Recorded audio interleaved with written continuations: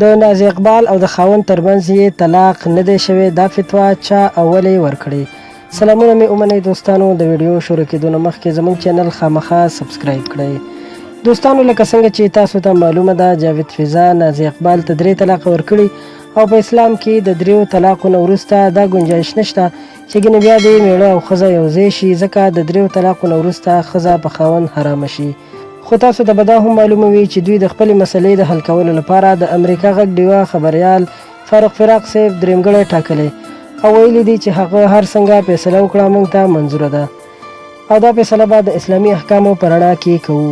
د ډیوه خبریال فاروق فراق صاحب په خپل فیسبوک پاڼه اول ورځ لیکلي وو کور الله لړنګېدو وساتلو. د الله شکر په ګڼ شمېر کې ډېرو وتلو مفتیانو صاحبانو د نازي اقبال او د هغې د خاوند طلاق د احادیثو په رڼا کې یوازې د 1 طلاق درجه ورکړه او په دې حواله یې باقاعده فتوی جاري کړې چې د اسلام د ستر پیغمبر د تعلیماتو په رڼا کې دا ښځه او خاوند خپل ګډ ژوند ته دوام ورکولی شي.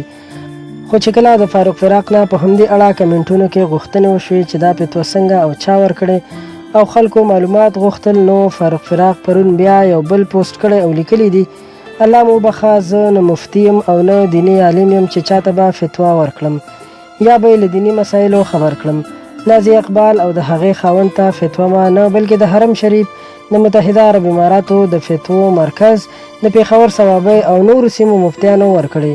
ما پسې د نستې د ملا صاحب فتوا مه رالیږئ.